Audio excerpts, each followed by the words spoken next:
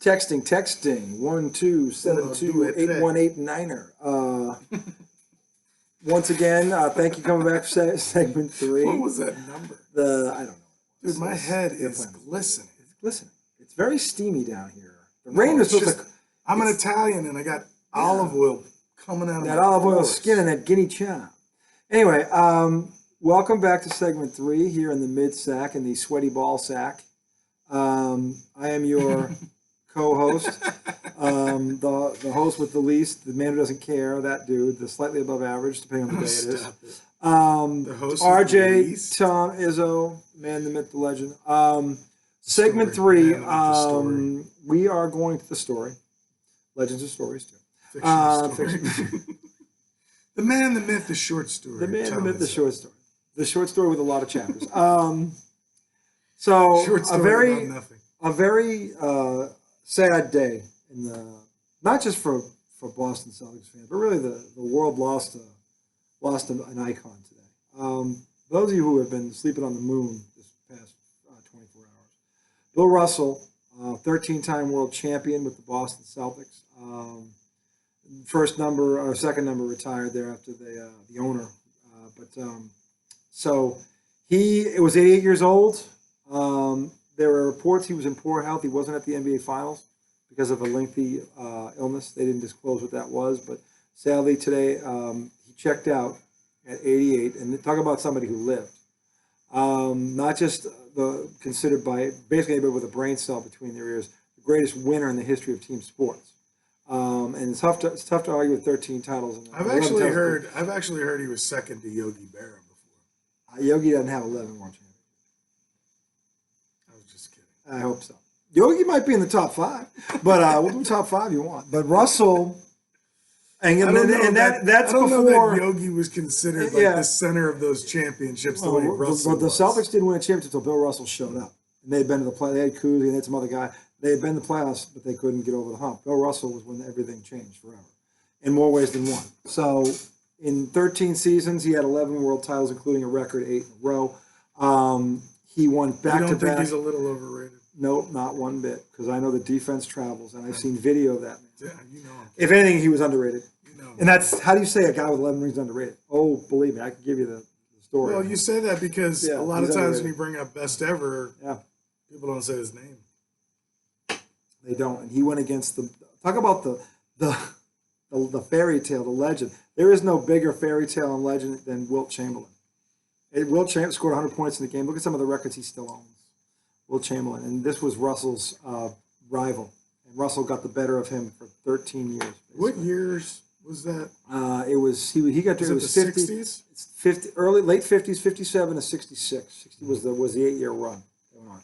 Then he goes on. They win the last one. Auerbach walks away, and then Russell becomes coach and wins back-to-back as a player coach, and then walks into the sunset. And hear that, Kyrie Irving? He was a coach. So Russell's nemesis was Wilt Chamberlain. Was Wilt. Yeah. Who were the other big centers around that time? Well, Mikan was still in the league. Was he leaving? He was leaving as he was coming in. Jabbar came in at the end, 69. When did Russell's career end? 69. 69. So yeah, after they Kareem won. Abdul-Jabbar came into the league in 1969. He retired in 1987. He played 18 years. Oh my God! Think about that. Yeah, that's amazing. Kareem, who's also often overlooked in that conversation, given he's still all time. But he's the points leader, so you will hear his name sometimes. He gets. And you hear Wilt Chamberlain. Him and Bill Russell to me are the most underappreciated greats I've ever seen. But anyway, we'll get into that later. So anyway, Russell also won back-to-back before he came in the league. He won 10 championships in a row because he won back-to-back NCAA titles his junior and senior. Where did and he then go? San Francisco, the Dons, where he played with Casey Jones. And I assume that's the last championship they won. They haven't been near it. Right? I haven't heard their name since whenever. Not in my lifetime. They even been in the tournament? Yeah, I don't even know. So, yeah, Russell actually went 10 years straight where he won a championship. And he won a gold medal as well. And I have more. So it was a very, when I heard that, it's one of those moments where I remember where I was when I heard it. That's where it was. Where were you? I was in the living room with Anthony talking about, we were talking about for his little segment we did. And then all of a sudden, this came across my screen, and I froze. Like in mid-sentence, I was like, oh my, what? And then I tried to blow it up, and you know who broke the story? Adam Schefter, football guy. This is how big Bill Russell was. The football guy was the first guy that broke the damn story. That's the imprint of Bill Russell. How do you think he got it? Adam Schefter knows everybody who's anybody anywhere. You're like covering some Patriot story. And I don't know, but he's like, been. Hey, did you hear Billy died? Adam Schefter's like Billy. No, who? Billy who? He's like Billy Russell. What's the writer there? Greatest Celtic of all time. He's one of those journalists that just he's that guy. He's like Chris Berman. He's that dude. He's got that kind of class. He was talking to a source, and they just happened to. He was. I don't know who it was, but somebody up in Boston. He was the first. He broke it on Facebook. ESPN was 6 minutes later before they broke the story. That's crazy to me. So, but that's who Bill Russell. That's the impact that he had. Already there have been a slew of comments. Michael Jordan and Magic both saying what this guy paved the way. And his footprint was as big in life as it was in basketball. And how many people can say that of their profession and their afterlife, after pro sports, right? So he was just as big an impact after retirement as he did when he was playing. And that he won 11 titles in 13 years. What bigger impact can you have than that? Okay, so I don't know who it is. In fact, I don't believe there's such a thing. So Bill Russell always had that like distinguished energy about him. He was the gentleman's. Right, yeah, you know what I'm saying? Like he was just like, I don't know. There's like certain people with that energy, like Morgan Freeman's kind of like that. Yes. Like, there are guys like I know what the hell life is about. Yeah, Jack Nicholson. You know, there's guys like that. Just Tom Hanks. Guys like that. Tom Hanks. Yeah. He's the best actor of our generation. What? Back-to-back Best Actor awards. Nobody else has done that. Tom Hanks. Let's talk about those two movies. Forrest Gump and Philadelphia. Oh, dear. Yeah, oh, dear. Okay. Oh, dear. Tom Hanks, I will say, okay, he does have that distinguished energy. You're right. But I don't. By the way, he's in Elvis, playing Elvis's manager right now. He's phenomenal. Just because he's Tom Hanks, and Tom Hanks can do shit like that. The Green Mile. Oh my God! I love a lot of Tom Hanks. Oh my God! Apollo 13. I can go all day with Tom Hanks and the movies he's done. Okay, it's ridiculous. But everybody has had an opinion on this because that's who Bill Russell was. Tom Hanks better actor than Morgan Freeman? Yes. Yeah. Oh, yeah. And Morgan's a great actor. This is not a knock. So I think Tom Hanks has way more hits than Morgan Freeman. What's a bad movie Morgan Freeman's done? Has he even had a bad movie? I'm saying Tom Hanks has more big ones than him. Well, yeah, he does. But that's what I'm saying. Morgan Freeman's best movie is better than any of Tom Hanks' movies. What's that? Shawshank Redemption. Shawshank Redemption is not better than Forrest Gump. Yo, what? Not even close. It's not. Are you kidding me? No, I'm not. Because if you think about everybody looks at the comedy side of that movie, but when you look at the journey through life and all the significant moments, even in jest, think about what's happened. What was great about that movie was it shows how far we've evolved and how far we still have to go. Okay, and it gets lost in Hanks' performance as this dolt from Alabama who runs out of fear and can run like a 55 Ford because he's so scared. And then he loves Forrest Gump is a cute movie. It's a cute movie. It's a cute movie.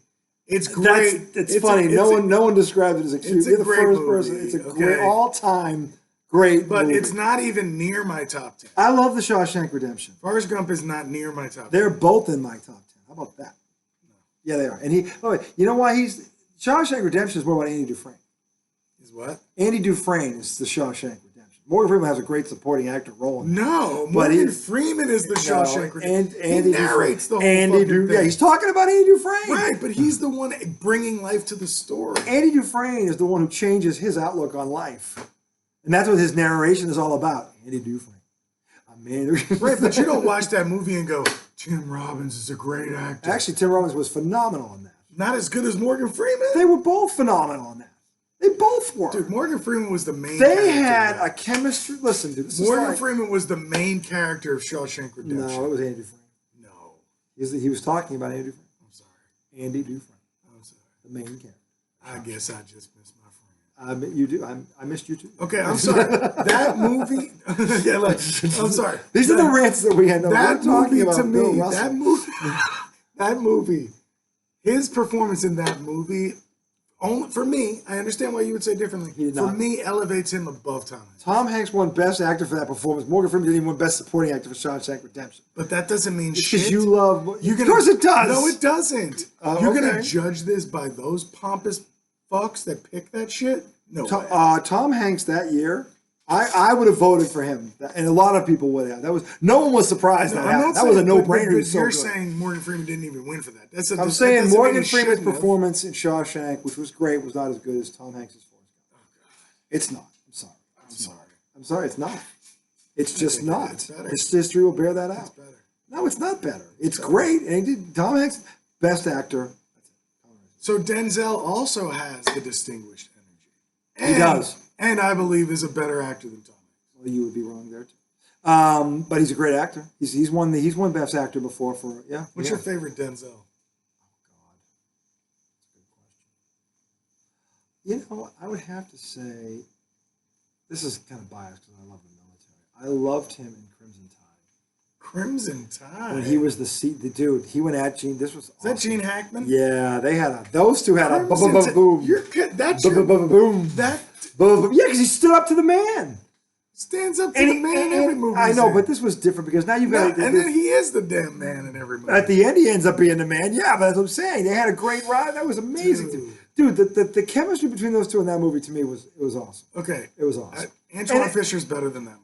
I didn't say it wasn't a better movie. I said I liked Training Day. I love Training Day too. I do. I loved all his movies. I'm trying to think of a bad movie that he had. He's probably got a stinker. Well, I'm sure everybody's got a stinker somewhere, but I can't think of it. Can you? But Crimson Tide's your best Denzel movie. It's my favorite one of his because I don't. You know why? Because I'll tell you why. Because Gene Hackman. Remember the Titans? That's the other one. That's the other one. I'm telling you, I don't know where. And Denzel is a better actor than Tom Hanks. No, he's not. You clearly haven't seen Philadelphia. Tom Hanks is good. Tom Hanks, good. He won Best Actor. Oh, yeah, that's right. That word doesn't matter. Fuck that word. Yeah, fuck it. Dude. Because when Denzel wins it does matter. No, it matters all the time. No. Okay, and Denzel was worthy of winning when he won it. I didn't think he should have won it. Denzel should have won for Hurricane. Okay. And they messed it up and they gave it to Russell Crowe for Gladiator. Then Russell Crowe should have won for Beautiful Mind, but Denzel won for Training Day. That should be swapped. Well, they both got one then. Right, but for the wrong movie. Why? He was great in Gladiator. Not as good as Denzel was in Hurricane. And Denzel was great in, what was the one that he won for? Training Day. Yeah! But not as great as he was in Hurricane. You're split. Yeah, you're right. You're split. Anyway, this is supposed to be about Bill Russell. Became about movie actors. How did we get there? We got there because of all the people that know him. Because Tom Hanks. Oh no! It was because I said he had the distinguished. Energy. He did. Yes. I'm sorry. Yeah. He just seems like a noble person. Well, he's. You know what? He's been. Listen, this is why I get mad at today's. Not that they experience racism. I know they do. I know it's still out there. I know it's in my backyard. Okay. But you're a racist in your backyard? No, I mean up where I'm from. That's all. My home from my original home. So what I'm saying is that what Bill Russell went through. Bill Russell, for those of you who don't know, was broke when he was playing for the Celtics, and all this dude did was win. Okay. His home was broken into, and they defecated on his kitchen on the sink, or rather on the counter. Okay. If I was alive when that happened, I'd be in jail for murder. I'll tell you that right now. Because if I heard you would have killed those people. If I could have got my hands on him, yeah, I would have killed him. Because honestly, if that's how you think of him, that you would do that, that means you don't. No. This isn't even a no. That's going way. There is no lines. It's all wrong. But that's on the wrong end of wrong. That's the worst thing you can probably do, short of actually killing him. Okay? Short of actually hanging. If you did that, that's the only way you're worse than what they did. Okay? And Bill Russell has every right. If he never wants to come back to Boston, I wouldn't blame him one bit. But fortunately, my generation has been raised for the most part the right way. And most of Boston fans are not racist. There's still some out there. Yeah, there are. And it's happened to some teams, players coming in. LeBron is one of them. Okay, I'm not saying Boston gets a very racist label. They do, and it's because of the history. It's a checkered history. But the thing is, what people like LeBron don't know, and we're going to close with that tonight, is that there's a lot of people like me that are working to change that. that are trying to make it better. And we start with educating our fans and our friends and our kids so that next generation that's gone. And again, racism. Well, like it's our job to educate. It is our job because the thing is, here's the thing that I can, and this is true. We're supposed to educate white people. We are. We have to educate white people. But the thing about racism, you're not born with hate. That gets taught. That gets taught. So for us to get rid of that, we have to start teaching them that is wrong. It's hard to blame, and I'm not bad, but because they shelter them, they keep them, they teach them one thing. And if all they know is what their mom and their dad tell them, what are they inclined to think? So this goes back, and it's still prevalent today. It is, and we have to get rid of it. Okay, and Bill Russell got the worst of it in before I was born. Okay, and listen, a lot of people that I know, you included, didn't even know about that. Yeah, that's part.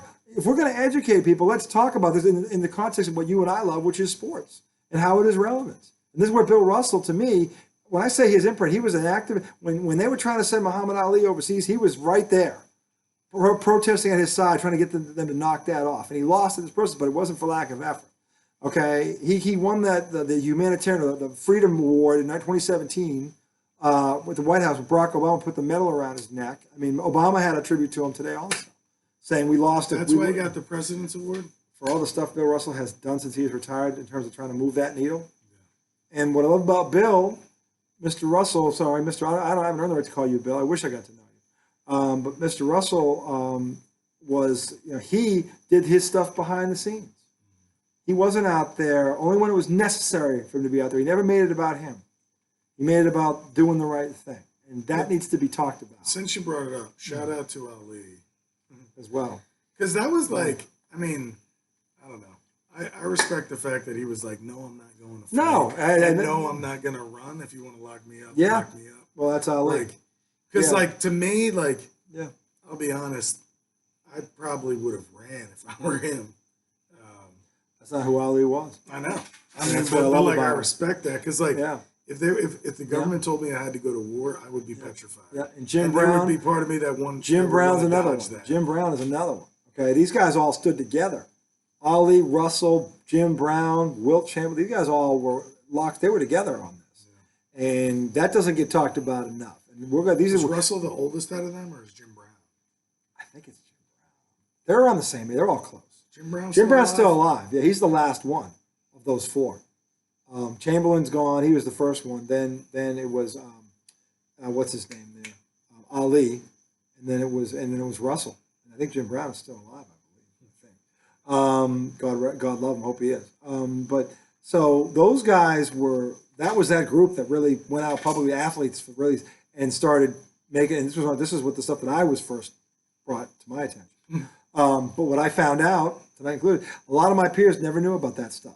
Okay, because as I said before, being a history major, a lot of African American history in this country has never been taught, is yet to be taught, because our forefathers, or rather, I should say, the people that are running this country now, don't want these generations to learn about the scumbags that their forefathers were when it came to slavery and all that stuff. They don't want to hear about the great stuff about American history, but you never hear about the bad stuff, do you? The worst they go is the Civil War. We go to end it. They talk about we ended it was successful. Yeah, they talk about the other shit that's before and since then. No, since then. And since then, which is still, So I get, this is the thing about Bill Russell, is that he has stoically, to your point, lived out the remainder of his days pushing for and trying to end that stuff in every way that he can, but it was never in front of a camera. Never made it about him. And to me, that's the measure of the man. We can talk about who's this.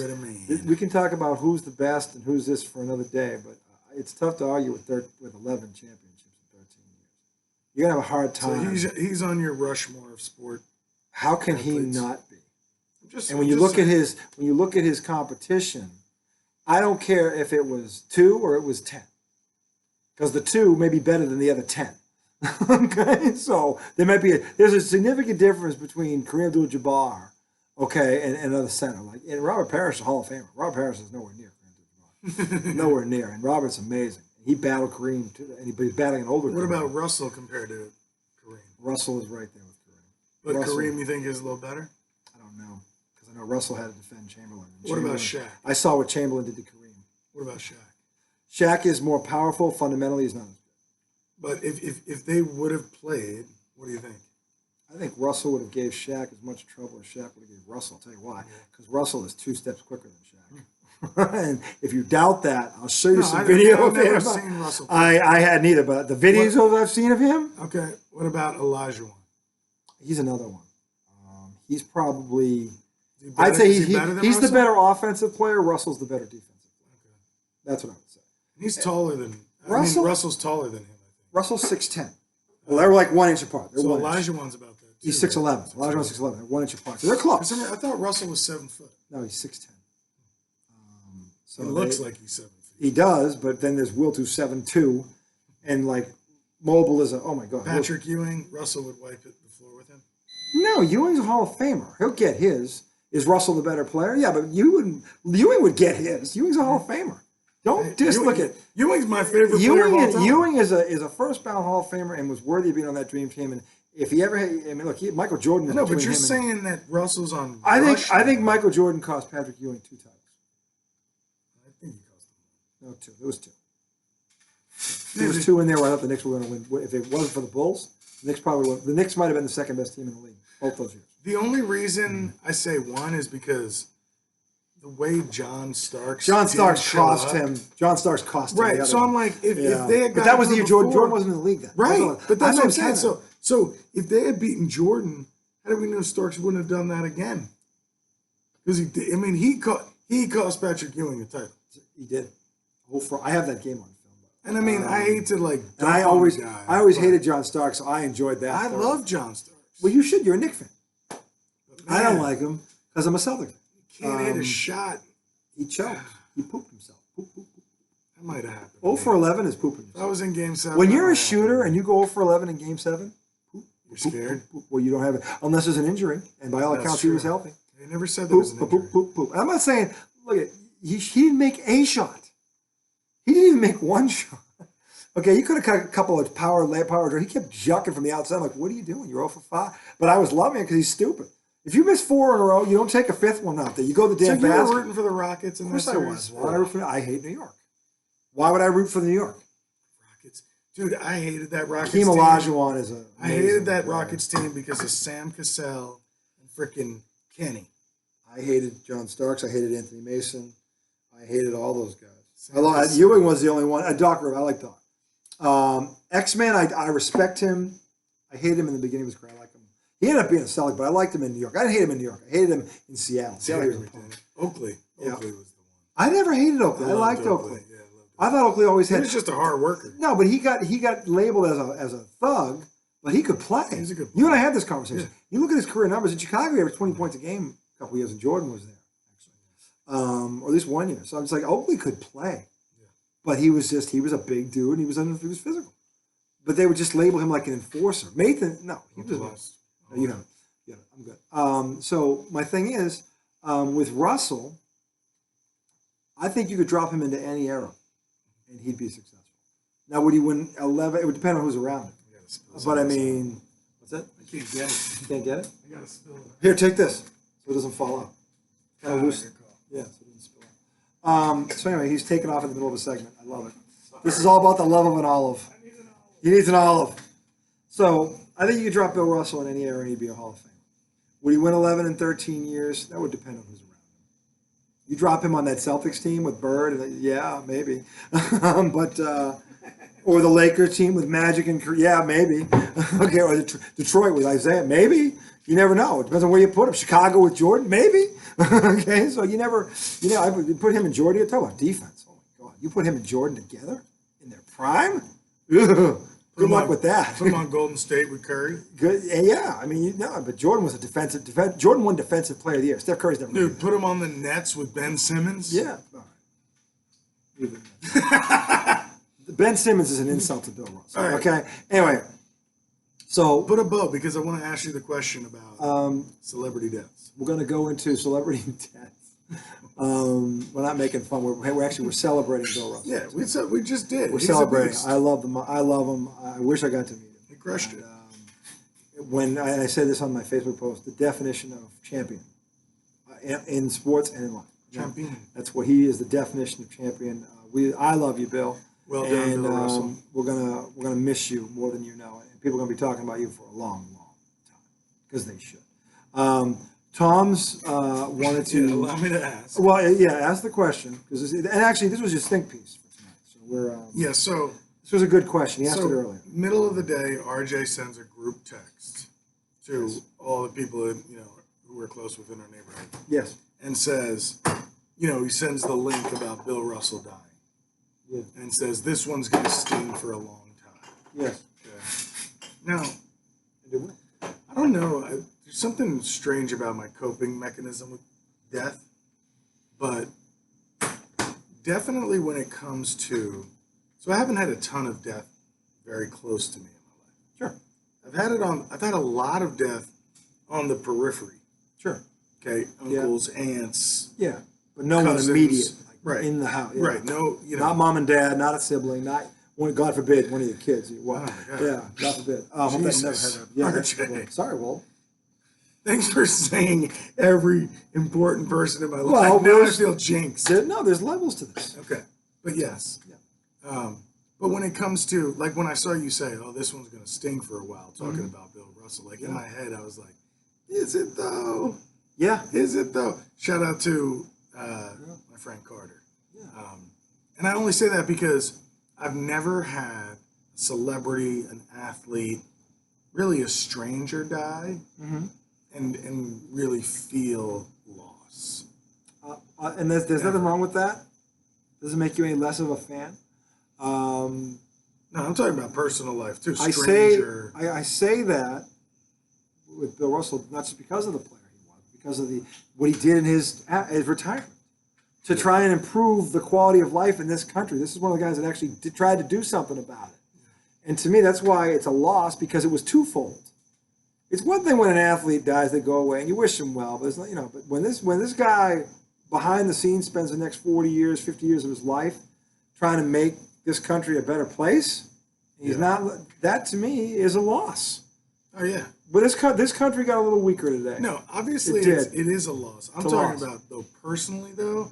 Maybe it's because like if that person had impacted directly my life, I'm sure he's indirectly impacted my life because of the good things he's done for society. But I think it's selfish and it's almost like egotistical in a way. It's like unless somebody has directly impacted me, it's hard for me to feel a loss once they're gone. Well, you feel. You know what I'm saying? I do. I'm just trying to explain why I feel. Yeah. I'm a husband and a father now. Okay, I have a different perspective on this than I probably would have had 10 years ago. Because Bill Russell has kids who are going to miss their dad. He's got a wife still alive, going to miss her husband. So you think about that? Yeah, of course you do. How do you not? I don't think about that. I do. Because I'm in that situation. You know why? Because one day this is going to happen to me. Well, I guess I don't think about that for people that are 80 and up. No, with him, it's more of a celebration because he lived. Right. He lived 88 years. If he died, like my dad. It seems, from the outside, it seems like great life. My dad died at 62. Yeah, that's young. That's young. I got 33 years of him, and I keep harping. Hey, at least I got that because people don't get that time. Do you feel like your dad led a full life, or do you feel like he needed another I don't think he got to. He was robbed of his golden years with my mother, and I think I know my mother. I've heard my mother's take on this, and that's why I don't think he. I think not that he didn't look. He succeeded in life. Yeah. When I look at how my brothers and I turned out, how we were raised, definitely raised me to be the right way. Yeah. I can tell you all the lessons he taught me about things like racism and how he broke that down when I was 8, and how my first friend was Joey Marquez, and he pulled us aside one day and he saw a teaching moment, and I was 8, but in his mind, you're never too young to learn this, and he was right about that. By the way, What did he teach you at that age? About the difference between black and white. He's like, meaning African. He's like, what's the difference between you and him other than skin tone? I'm like, well, he goes, if I slit both your wrists right now, what color are you both skin? Well, he had a way about him. Okay, my father was direct. Like cut your eyeballs out. My father was. I'm used to the direct approach. Yeah, that's who I am. It's like, show me who you are. Don't play this. Yeah, no, I'm not saying your dad didn't do enough in his time. I'll tell you what. Like some people get robbed of shit. Yeah. Like he got robbed of having kids. He got robbed of. He never got to see Anthony and Mia. He loved my wife. He would have. Are you kidding me? He's somewhere. He's going. I told you. Yeah. He was the one who knew. It feels like death is harder when somebody gets robbed of shit like that. He was robbed of stuff. And Bill Russell, I know, lived. I'm sure Bill Russell what might have hurts, been more what bothers me as a Celtic fan is there were Celtic fans out there that treated him the way they did. That hurts me because that's awful. Yeah, that sucks. If he was the worst player on the team, he didn't deserve that. Okay, I don't care. I don't care. Okay, there's no. That's why I said if I ever found out who did that and I get my hands around their neck, yeah, I'd kill him, and I'd say, yeah, Your Honor, this is what they did. Yeah, the verdict is in. Okay, go ahead. I don't care. And we got to end racism in this country, and that was an example of it just run amok. And look, I'm sure the police showed up, and it was. It's terrible. The only thing worse would have been a murder. Really, if you think about what they did, the only thing worse than that would have been to kill him. Well, I mean, there's some other bad things. That's pretty bad. I'm sure there's. Yeah, it was either way, it was disgraceful. Disgraceful. The man didn't deserve that. No African American deserves that. Nobody. Which tells me that, hey, this guy won 11 times, and this is how you treat him?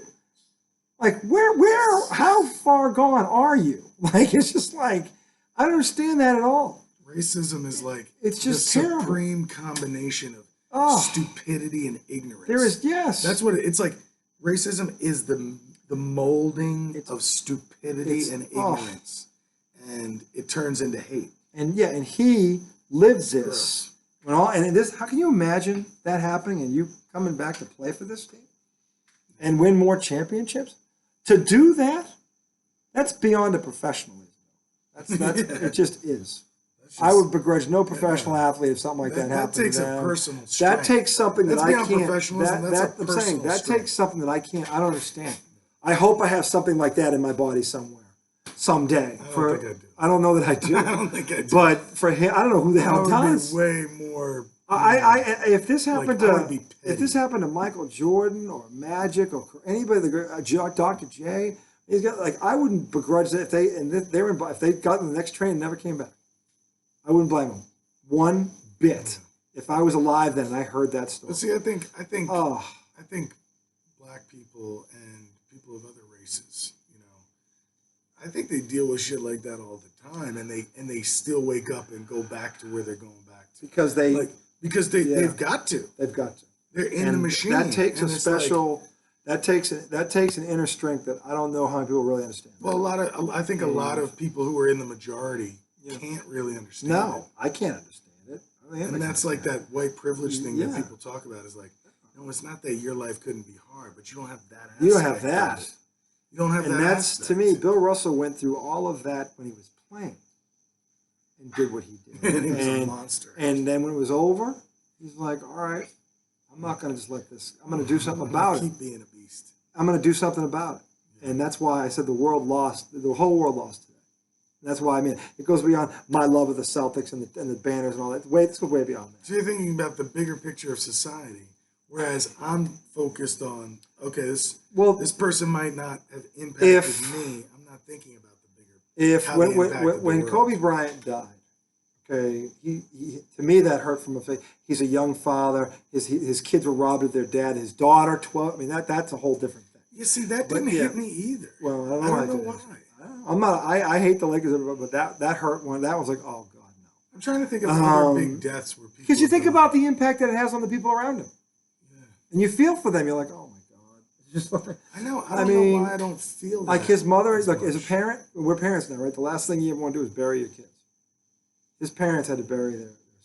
Oh, that's awful. That's what I'm saying. It goes beyond the sport thing. There's a connection. And his wife is left behind. And maybe this is part of our problem.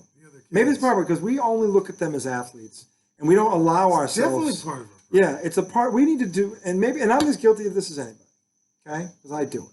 So at least I'm going to admit it. Okay, but I've made a decision in my life when I had kids that I was going to try and start seeing more other sides to things, and one of them was sports, athletes. We critique the sport without considering the life. Yeah, and I know we have to differentiate between that, but personally, other than we'll get into the Lebron thing, that was the first time really personally I felt something from an athlete, but that I've never met. Okay, and has never met me. So, but that's where the loss of Russell is so significant because of how he touched so many. Billie Jean King gave it. This goes on.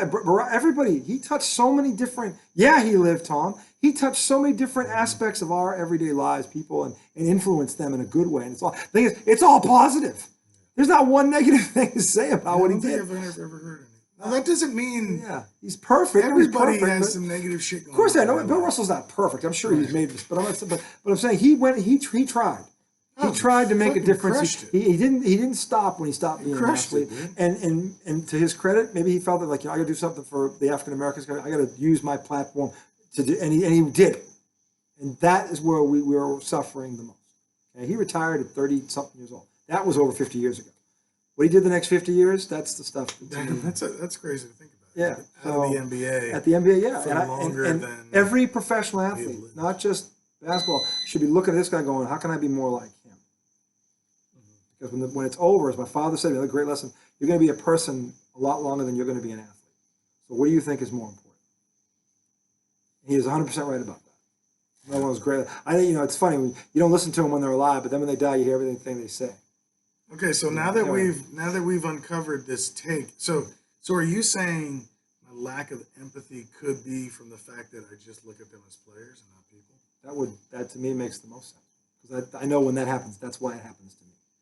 Because I don't look at them as just a regular person. I say, well, this guy's making this amount of money, and sometimes that's valid, and sometimes there's a line. So that's a little scary to me, because when a stranger dies, I don't feel it either. No, now I'm wondering, do I look at strangers as like? Well, you don't know, because you don't know the impact they've had on how many lives that they've touched. Yeah. So it's hard to do that when you don't. Bill Russell, I happen to know about. Most people know about. So when you're famous, but I'm saying that you see more people stuff. You always know. Yeah, so you know what they were outside. Yeah, they're great at what they do, but how are they as a person? Because there are people that are great at what they do, but as a person. You know what I mean? And but I think it really comes down to like an ego thing where it's like, look, if it's not like impacting my direct world, there's nothing wrong with that. No, I know. I'm just like trying to understand why when a Bill Russell dies, it doesn't really hit me at all. Well, first of all, you are what? You're not even 40 yet. Okay, I'll be 40 in a month and a half. So you came in. You were born in 1982, 83. 82. 82. All right. So when you were 6 years old, for example, 6. I don't know if you know anything about basketball at 6. No, I don't think so. You probably did, which means you missed every year of Larry Bird's prime. Yeah. You never saw him. No, I only saw Larry Bird. I only saw Larry Bird when he would come off the court and lay on the side. Yeah, you never saw 28-year-old Larry Bird. No. Okay, because this is the thing. So that's what I'm saying. I never saw. But here's my point, though. My point is this: you're right. I never saw Bill Russell, so how could I have? How could you have it? Yeah. The only reason I have that connection is because from the time I could crawl, or from the time I saw, the first thing I saw was that green jersey behind me. Okay. And I learned the whole history of that team before, probably within the first year of my loving basketball. Right. And he was the first name that kept coming up. Okay, but let me do a comparison. So Patrick Ewing was my favorite player of all time. Mm-hmm. Like. Every sport. Yeah. Giants, Mets, Knicks. That's great. If he were to die tomorrow, I don't know that it. And my God, I'm not trying to, Pat, let's hope you live another 30 years. Yeah, don't. He's not wishing for you to meet demise. I'm just saying, like, when that day comes, if that day comes, if I live longer, I don't know that it would hit me. I'd be like, damn, like that was like my guy. I mean, I loved him. There you go. Well, maybe until him, you never loved him. But like he was never really in my life. I just saw him on TV. No, but he was your favorite player. Yeah. You bled with that team. Okay. Like my favorite actor dies, favorite actress dies. That's different. I don't know. That's different. I think. Why? Because they're not representing where you're from. Okay. Professional athletes, the ones we glom onto, are wearing the uniform of our favorite team in our region where we live, and that team represents us. At least that's how we feel as fans. Do we not? Yeah. Okay, do we not? Right. I mean, people, the first thing they saw was this hat. When they met me, I'm like, oh, shit. And they knew right away. I'm like, that's right. That's where I'm from. And I said that proudly. Yeah. So, and there's nothing wrong with that, because that's part of the beauty of sports. It's your colors, man. It's where you're from. That's your house. So I would wear, if I was a Knicks fan, I'd wear it like a badge. I would. That's my team. What about Wu-Tang? If somebody, like when ODB died. Is he from your neck of the woods? No, but he's from New York. Okay, then. Yeah, there you go. But I didn't. Like, I'm ashamed of Bobby Brown I because love Bobby Wu- Brown had so much talent. He destroyed 2 lives. I love Wu-Tang, but when ODB died, it wasn't like I was crying in my room. I didn't know the guy. Okay, well, how old were you? In my 20s. Okay, well, like I said, you have that perspective on it. But I love the art that he created. Some of the art. Well, yeah, and he still was doing it when he died, right? I don't know. Sometimes I'm just wondering, am I a little too numb to death like that? I think it's a, and by the way, I understand it. No, maybe maybe it's just a defense mechanism where you don't want to feel that because it's like it's gonna. Maybe that could be. That could be it, and that would be. I would understand that. I'm just saying that I thought it was more open than that. When I started I learning, hope it's not a defense mechanism. well, no, but it could, you don't know. I don't know, but I don't expect. It's a possibility. Like if people like who grew up on like say the Yankees and Derek Jeter, maybe Jeter's their guy. And then one day they may feel a loss for that because that's the guy they knew growing up. He was their guy. And how bad would that loss be? Like, would they get drunk the whole night? It would probably depend on if this happened.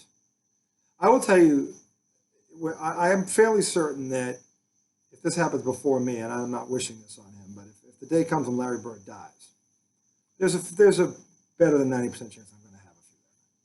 Are you going to cry? Probably.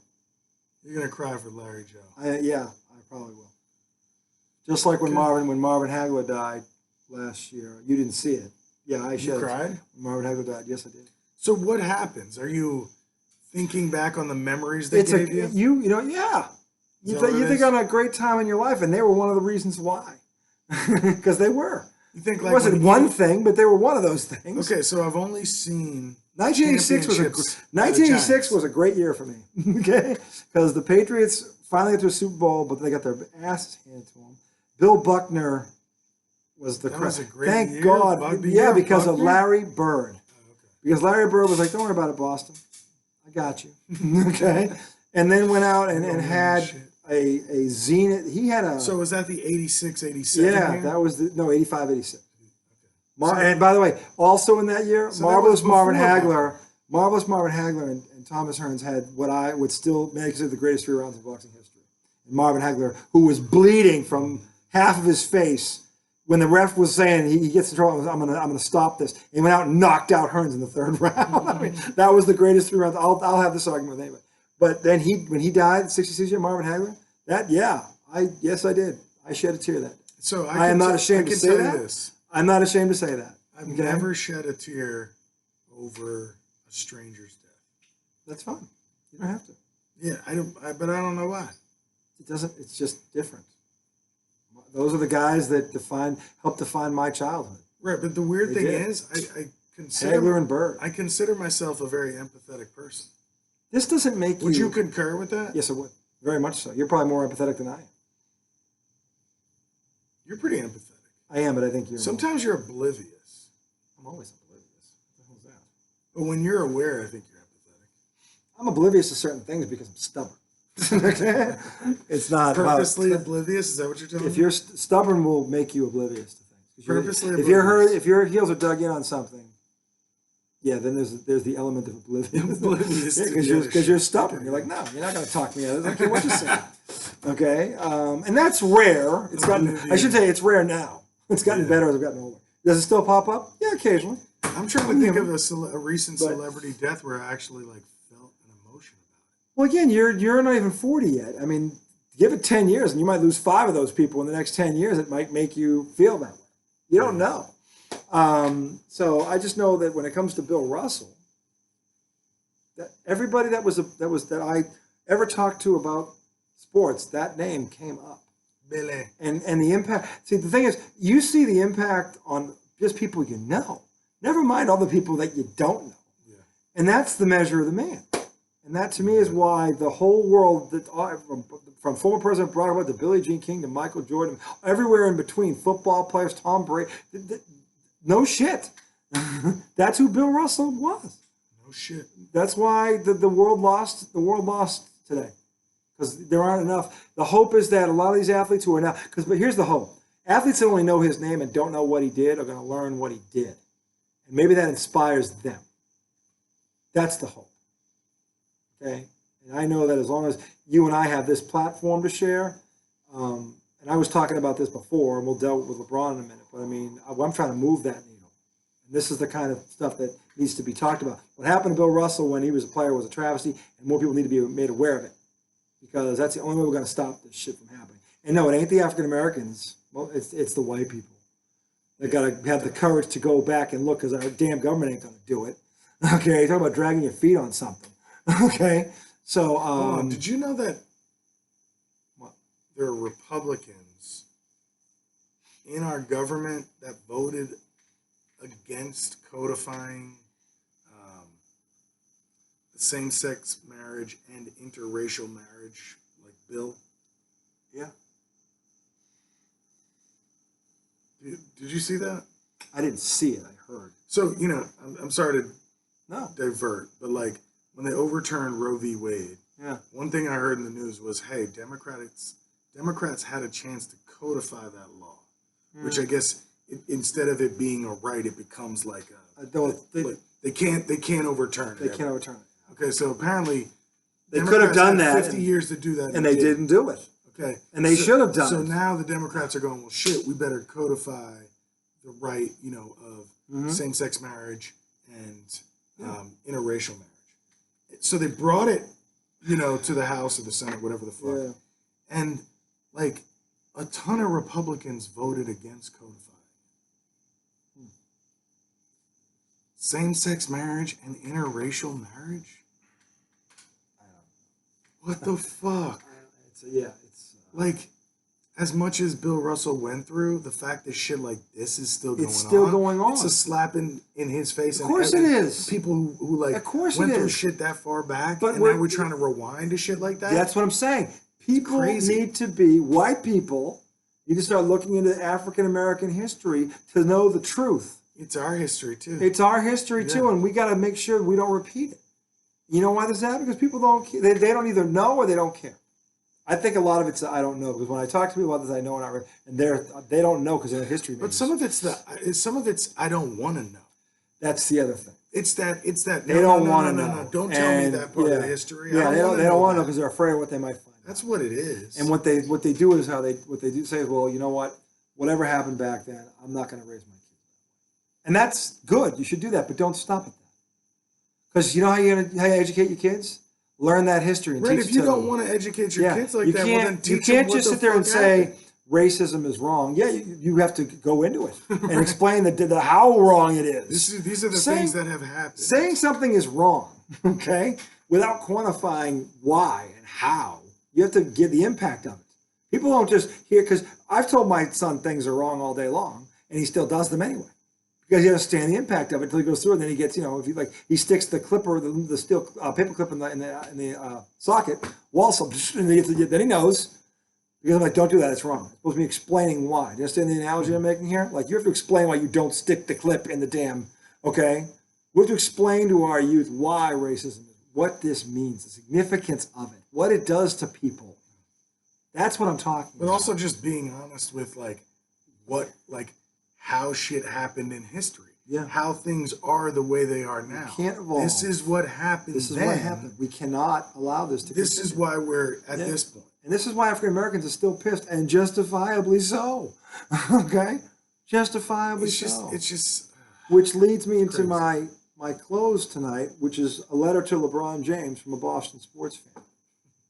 I've had 10 days to stew on this. And I had many, many, many rehearsals on it. Because rehearsed this? Well, this is the funny part about it. I had many versions of how I could approach this. Because when someone calls you a racist, which is what LeBron did. All right, set the stage. LeBron called me a racist. He didn't say, RJ Miliaccio, you are a racist. Not direct. He said, all Boston sports fans are all fucking racist. All of them. They're all fucking racist. He said that on the HBO show? He said it on that podcast he had. I forget who was hosting it. But he was talking about how all Boston sports fans are fucking racist. All of them. What he said. All of them. Well, LeBron James is 100% wrong on that. Okay? Because I'm one of them. Okay? And trust me, LeBron, I am not in the minority here. Okay? No one should have thrown a beer on you. That is terrible. I don't condone it. You have every right to be pissed about it. Whatever happened to Kyrie Irving up here when he was here and he doesn't want to talk about it, that's fine. I didn't have to. But I don't think any of the Kyrie stuff is race related. I don't know what it is. All I know is he made a comment. But Kyrie did one thing that gave me hope for him. In one of a press conference, after the Celtics had beaten them this year, he said it's under his breath, but he said it's not all of them. Talking about the Boston. He said it's not all of them. He did. Okay, and you know what, Kyrie? If I'm being fair, I owe you one for that one. Because at least you did say it's not all of them. Now, you didn't go into it and explain how many of them it really is, because if there's 200 people in a section, and 5 of those 200 are racist, is the whole section racist? No. Okay? And they may not have, they may not show it. They may not yell at the N-word or throw a beer on you, but they're still thinking it. How do we know who they even are? Because they don't walk in with a sign on their head that says, I'm racist. You don't get into the TD Garden with that sign. So we're not going to know who they are until they lash out or do something to you that we can spot. And if I'm not at the game that day, I really can't do anything about it. Okay, so it's not like I'm not condoning it, but I may not be anywhere near it. If I'm on the other side of the stadium and it happens behind your bench, what the hell am I? I can't even see it probably. So but RJ, just to hear it from this perspective, like if every time he was in Boston, even if it was just one fan, said some wild shit, racist, like I could, the way our brains work, like you could, if somebody's like, okay, tell me about the different cities, and like, you're like, oh, Miami, I love it, nightlife is awesome. How about Boston? Fans are racist as fuck. Like, you know what I'm saying? Like he said all of them. But my thing is like fans are okay. Okay. You know what I'm saying? He didn't say all of them. He said all of them. Okay. Right, but like, so he was clear. But I think all of them. But I think it's that emotional. That's what he associates with Boston fans. Maybe because that happened more up there. It doesn't mean all of y'all are racist. He said all of them. I'm sorry. I hold you at your word. Whenever somebody says all or none, they don't really mean all or none. What if he said some of them fans? Some of them. He could have just said some of them, and I would totally agree with him. Well, you always mean some when you say some. All does not mean some. Sometimes. All is very clear. All it's like a Sith Lord. All. Okay? I think only a Sith deals in absolutes. Okay? And I'm making some light of this because I have nothing is all positive and nothing is all negative. I didn't use the word. He did. And if you're going to use that word, yeah, someone's going to call you on it. Especially someone who's of that fan base and is not racist. Okay? You've never met me, LeBron. You know nothing about me. You don't have a hole in the wall. I can give you 2 stories right off the top of my head that would be like, oh. Do you think he's watching? No. And no, I don't. Should we tag him? We should. Should we tag him? No, look, what I'm trying to convey to LeBron is, hey, whatever happened to you up here, I'm sorry that you don't deserve that. No African American deserves that, let alone you. Okay, the bottom line is that, but I wasn't there. But I wasn't there when it happened. So I don't even know who the hell did it. Okay, and whatever happened with Kyrie, I don't know what happened. Okay, he has not divulged what happened. But here's the thing: if I was there, yeah, I probably would at least said something. If my kids were with him, I'm not going to swing at the guy and end up in jail. Okay, but I may have pointed him out to get that guy out of here. You're saying if you had witnessed racism? If I had witnessed that, I would have done something about it. And I'll tell you now, that would be ugly to witness. That would be ugly to witness. It would be horrible to witness.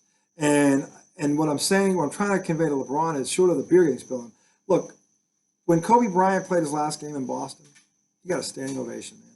He was a Laker. Racist people don't do that. They don't. I've heard people that, and what was being talked about around what was going on. I hated this son of a bitch, but he was a hell of a player. He was a great player, and they acknowledged it and they showed respect. They booed him every second he stepped on that floor, and he took a title from us, much like you did. Okay, but when it ended. Okay, Mario Rivera in Fenway Park. When Mario Rivera came to Fenway for the last time, you should have heard. It's like a 5-minute ovation of a Yankee. Listen, the majority of white people in the Massachusetts, New England area that are sports fans are not racist. Some of them are? Yes, and I hate that. And I don't know who they are. Okay, and they're probably never. That's all over the place. That's all over the place. So, but to single out Boston when I know other things have happened to the cities to other athletes of African American descent, I know that for a fact. Okay, it's not just Boston. But to say there's racism in Boston, I agree with you there. To say all of them are racist, no, you and I have a problem now. Okay, because I'm on the majority that's trying to do something about this in our lifetime. I mean, not just talking about it. It was just an emotional statement based on experiences had up there. You don't find there's racism. I don't in think he really meant it. Well, you don't know what he was. See, this is the thing. You can't go. Is your Swami hat here again? Can you put your Swami hat on? No, I'm just saying. Hey, LeBron's a smart man. Well, is he? He knows that is not he? every single person that then roots you for the clarify Boston that. Celtics is racist. Then he's smart enough to know you clarify. But You know what? I'm saying, What he's thinking is, I'm LeBron James. I can say whatever I want. Well, you can, LeBron. But guess what? Okay, when you're not being accurate about something, and a fact-finding fuck like me is around, who's from, and you're calling me, no, LeBron, I ain't letting you skate on that. Okay, I ain't looking for an apology. I ain't holding my breath. What I'm here to tell you is, you're wrong. Most Boston sports fans, the white ones, are not racist. Dude, it's like when I say they're not racist. Fuck everybody that voted for Trump. There are. It's like when I say that. Like fuck every single person that voted. You for have Trump. said that, right? But at the same time, there are some people that voted for Trump that I love very dearly. Well, my point is, LeBron James said that about. He said all of them. If he said there's racism in Boston, yep, you're right, and we got to do something about it.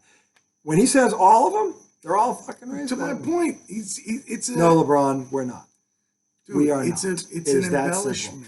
Well, he ain't. I'm not going to let him embellish anything because you know what? No one, and I mean no one, has publicly or in the air said something like, "Oh, back up, LeBron, stop it." One, there's racism everywhere. Okay, Boston is not alone there. Okay, and two, the majority of those fans are not racist. The majority of them are not. Okay, they're not, and you need to hear Maybe. that. Okay, not maybe. I'm from there. I'm telling you, the majority of them are not. They are not. I don't know. No, you don't have to know. You're not from there. How would you know? I'm talking about like, I don't know if you could say the majority of Mets fans aren't racist. Bob, I don't know that listen, that's true. Kendrick Perkins was a Celtic for 8 years. Never experienced one. Now, did Marcus Smart? Yeah. So I guess it's been, Marcus Smart, I think, did. I don't remember what happened. But Kendrick Perkins was like, I was there the whole time. Never. I just think it's hard to tell. Like, I'm saying you don't know where you're going to be yeah. or where they're going to be, and when you run into them. So Sure. how do you know? No, that's what I'm saying. I just think I don't know. Like, if somebody were like, "Do you think the majority of Mets fans are racist?" I would be like, "I don't know. Maybe I don't know. Maybe it's possible." Given what I have heard, going, how can he say that from a ton of people? Like, how can he say that? Look, I'm not racist. Right. But they don't say there's no racism. They say I'm not racist. Okay, and most people that I know aren't racist, and they all say that about their circles, not just the circles I'm in. Okay, so they're like, no, that's most inaccurate. of the people that we know are not racist. I'd say most of the Boston sports fans are not racist. When I say most, Yeah. I mean I'd say less. I'd say it's over 70% of them are not racist. See, I don't know. Maybe over 80. If I think of like, I don't know how many people are in my life. I've been to Fenway Park. I've been to multiple games in multiple venues. I have never heard anywhere, anytime, any white people talking or doing things like that. Yeah. So Ever. I'll say that. And I've had plenty of chances to see it. I'll say I've been to a lot of live games. I've never heard a racial comment at a live game. Doesn't mean it hasn't happened. No, it doesn't mean it hasn't happened. Again, it could have happened on the other side. I don't know. But what I do know is the majority of people don't feel that way. They don't. Yeah. And I don't feel that way. And that's why I'm upset that he said that. Because I'm like, hey, man, I'm on your side here. Don't call me racist. Now, if he says, look, there's racism in Boston, but I don't mean all, then okay, fine. I don't have a I think fine. That's not what he said. And he was very, very clear on what he said. He wasn't stuttering. He wasn't hesitating. There was a base. He was adamant about it. The only other thing I'll say is I think people can be racist and can love black athletes. I think that happens all the time. I don't have any evidence to refute it either way. You know what I'm saying? Because I think is it possible? Sure. Well, I think about it in the fact that, like, I think, there is a racist sect of people that think somebody is good enough to entertain me. Yeah, but there's is not as good enough to like be where I am in life. Yeah, and those you know what I'm saying? Like I would include those to me are racist people. There's no doubt. They're not. No, they're just racist. They're racist. That's racism. But I'm saying I think there are people like that could give a standing O to Kobe while still being like that. You know what I'm saying? But I don't think it's 18,000. Sure. No. I don't think it's. No, I don't think it's 9,000. No. And I don't think it's 5,000. Anytime you have a stadium full of people, I think it's more. I think I'm thinking it's more. If it's an 18,000 stadium in Boston, Massachusetts right now, I'm thinking it's 200. 200 feel like that? In that stadium, probably, maybe. I'm just guessing. I hope the numbers out of 18,000, because from what I heard on Kobe, there wasn't one person sitting in that house. Okay, and most of them were white. Okay, and they weren't booing. I hope it's that low. So I'm just saying it's still there, and we're trying to get rid of it. You paint that brush to people that are trying to help you. It's a slap in the face. It's like, LeBron, man, I would never do that to you. And if I'm in Boston in your last game, LeBron, I'm still going to give you a standing ovation. because I respect the career you've had. I applaud you for what you've done for your. And he seems like a good person. He is a good person. It was an ignorant statement, is what I'm saying. Sure. I want him to know that. I want him to that. know that. He knows that. How do you know he knows that? He's never come out and recanted one syllable. Dude, you got to understand. Sometimes you're having a conversation. It's like, yeah, all those motherfuckers are racist. Like I just said, like I've said that about Trump people. When you are in the public eye, you have to understand. We talk about politics all the time. Yeah, no. You have to know. You have to know your audience, Sure. which he clearly did not. He never thought what he said would get out, but it got out. And a number of white people heard who were not racist in Boston. But think about this. You said 200 people out of 18,000. That's a guess. But think about this. But it's low. How many people voted for Trump? Across the country? Yeah. 75 million. And how many voted for Biden? Is he racist? Who? Brian. No. I'm not saying You every voted for Trump? I'm not saying every person that voted for Trump is racist. Yeah. Okay, good. But a lot of them are. Yes. So that's why I think I don't care where you are in this country. Yeah. If there's 18,000 people, there's more than 200 that are racist. A lot of them are racist. I don't care where you are in this country. That's a nationwide vote. I don't think it's half and half. Okay, but I think I don't think the majority of them reside in Massachusetts either. Sure, no, yeah, They don't. No, I'm not saying that. Mass is a blue state still. The mayor, by the way, LeBron, maybe you should check out our mayor. Okay. Right, and I'm not. Look, I'm not saying everybody in Boston is racist. I know that's not true. You know it's not true. I know that. The majority of them aren't. I'm just saying, to a couple points, like I think there are racist people that can cheer for an athlete that is not their race. I wouldn't disagree with you. You know, and I think there's probably more racism sometimes than we give credit to. Well, that's what I'm saying. You know, you don't, and there's a line there. What I'm saying, I'm saying with LeBron is there's a line there. Sure. And you need to understand where it is because it's if you want to move the needle, LeBron, you don't slap the face of the people trying to help you in an area that they know has a history of racism and they're trying to do something about it. Right? Just because they're not billboarding it or advertising it for you, doesn't mean it's not going on in their personal lives. But what you do, LeBron, is you give fuel to those people they're trying to change. When you say something like that. But hopefully people don't change. He called you racist too. Yeah. Like, how do you feel about that? That's the guy you want me to. You see what I'm saying now, Tom? So you're saying like the racist people now have fodder? Yes, we're trying to. He's racist too. See, he's racist too, and I don't think LeBron is racist. But that's what he says. Somebody who's not racist doesn't fall for that bullshit. I'm saying if they're trying to educate people and change their thinking, which is very hard to do to begin with, don't give them any fuel. That's what I'm saying. Unless you don't care. I don't care. Look, I don't care. Well, LeBron, you got kids in this world. And you want to play ball with one of them. Aren't you trying to make this place a better place for your kids? I think because when you're a parent, no, like, I'm saying in terms of what he does. I'm saying, but this is part of that. Yeah. Okay, and you can't. What he said was irresponsible. I get why he's mad. Right. I'm just saying what you say is yes, there's racism in Boston. You say fuck them all over racism. That's not true, and that pisses off the people that are trying to help you. Yeah. And the people that were trying to change their mind, now you're just putting their heels are going in further because of what you said. We're trying to move the needle and make it better. That doesn't help. If you want to use your platform, LeBron, you want to say there's racism in Boston, you're not lying. I agree 100% there. Okay? But what you say is it's not all of them. Okay? And some people were taught that. Some people were taught the right way. And those people there are trying to do something about it. And you can't be slapping them in the face like that. That doesn't move the needle. It just gives the people they're trying to change more venom. It makes it harder to change their mind.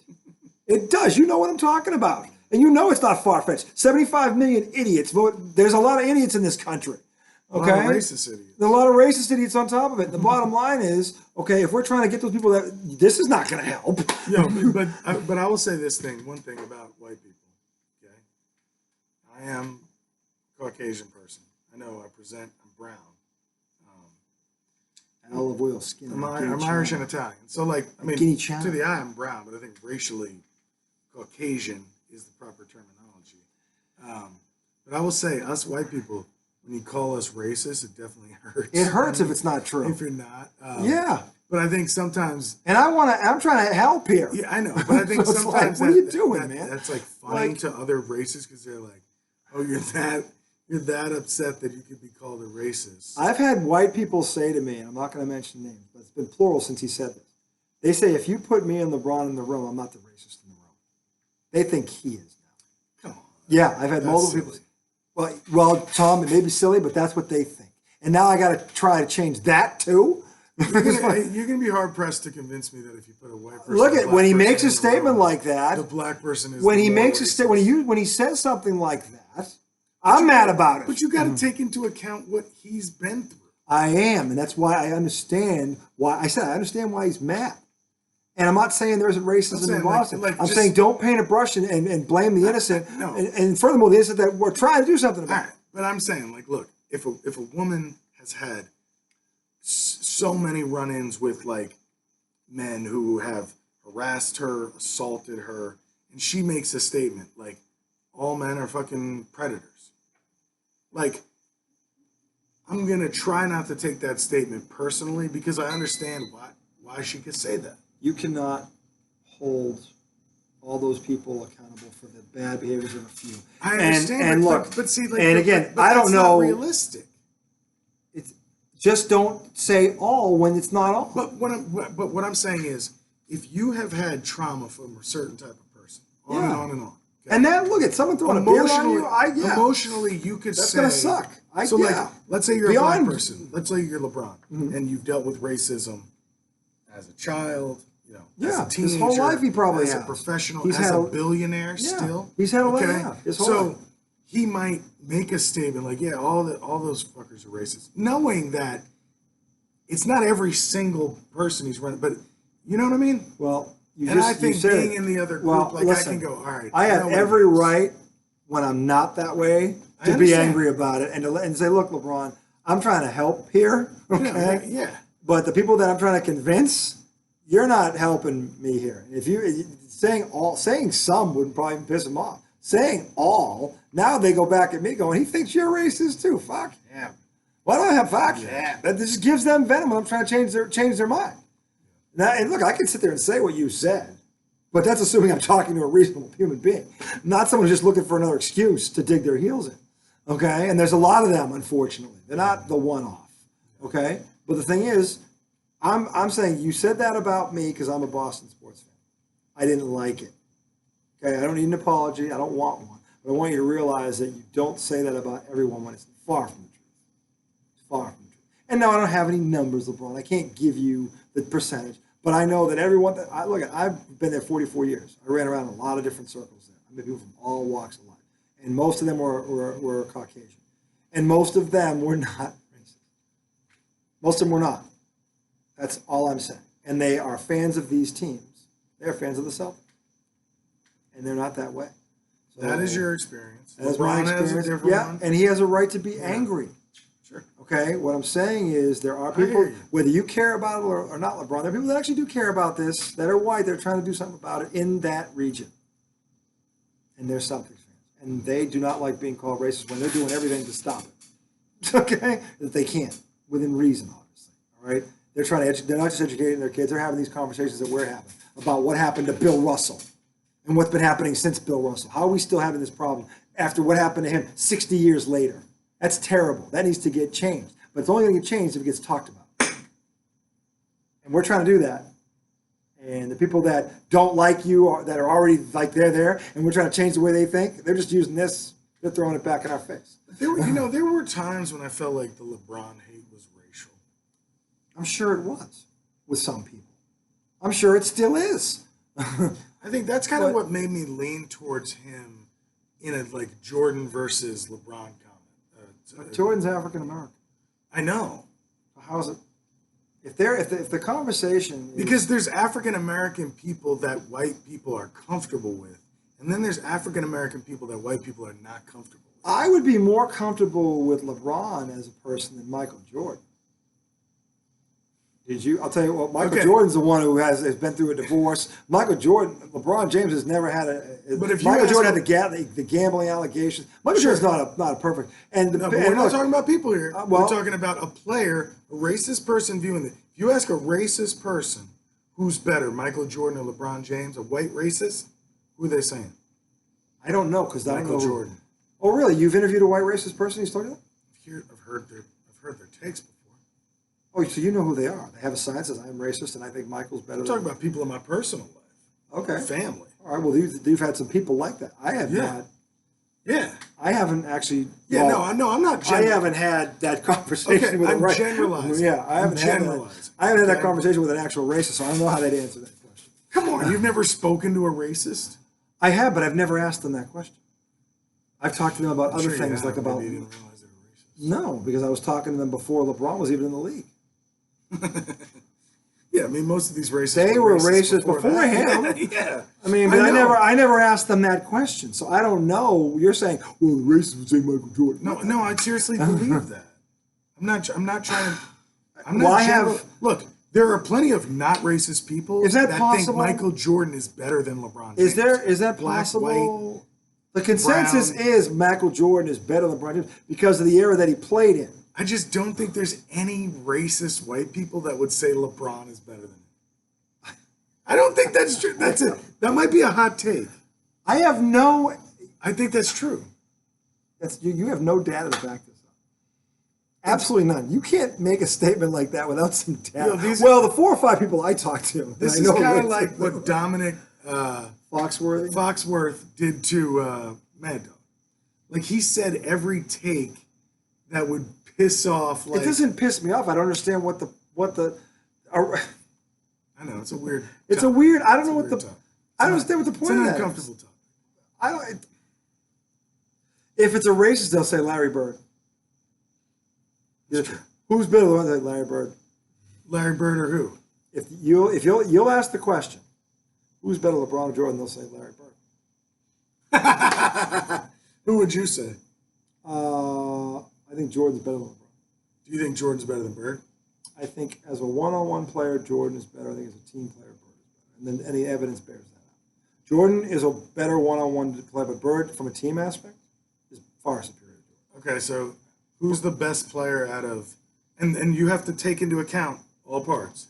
Who's the best player out of Jordan, Bird, and Magic? All around, it's Bird.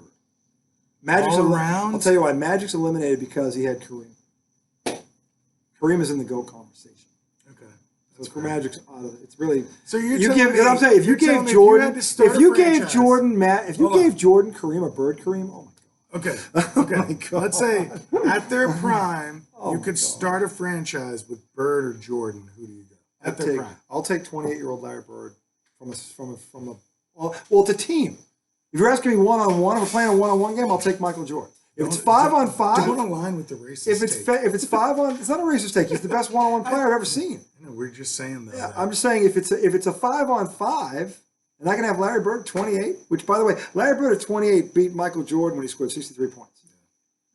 I'd still I'm take just Jordan. saying. I might be biased, but I'd take Jordan. If it's one-on-one, I'll take Mike. If it's 5-on-5, I'll take Bird. Okay, interesting. That's it. If it's one-on-one contest, I'll take Michael Jordan. If it's 5-on-5. Are there any other one-on-one contest? What? Okay, so I think Magic. I said Magic had the best take on this. He said Michael Jordan is the best player ever to play above the rim. Larry Bird is the best player ever to play below the rim. That to me is probably the most accurate. And who would know better than Magic? Am I going to argue with him? Okay, if there's a more reliable source than that guy, Bird was his heated rival, and Jordan was the one he patted. Yeah, I mean Magic probably got the best take on this from anybody. That's all I'm saying. Anyway, Buck 13. We're going to close this. Well, we've been away for 10 days. We've had a lot to talk about. Yeah, we did have a lot. It's good to be back, brother. Miss you. We're going to close this for this was fun. A lot to take. Bill Russell, we miss you. Rest in peace. Rest in peace, Mr. Russell. He moves on to something else. We're going to talk about you for a long, long time. And for no other reason, I'll make sure of it personally on my end because you've earned that as a man more than even as an athlete. As great as you were. LeBron James, I am not racist. Okay, I understand why you're mad. I hate what happened to you, and I apologize, even though I had nothing to do with it. But I didn't. I wasn't there then. You don't need to apologize. But no, I feel he has a right to be mad. Of course. Okay, I'm not mad for being mad. I'm just mad because he called me a racist. Okay, and until he clarifies that it's not all, but it's some. He does that. No harm, no foul. I'll tell you what. I don't know that's what he means, Tom. But I'll tell you what. If that's what he meant, no harm, no foul. Okay? Just be a little bit more clear on what you say because we're trying to help you. We, not I, we are trying to help you and help every African American out there. Actually, I would love to be able to wake up before I leave and say equality actually exists in this country. Right now I can't say that. Equality, equity, capital, every equal opportunity for everyone. And I'm going to do my part everything I can to help with that, LeBron. I just want you to know from a Boston sports fan who admires your career. Okay, I hate you as a player because you're not a Celtic. It's just that simple. It nothing to do with the color of your skin.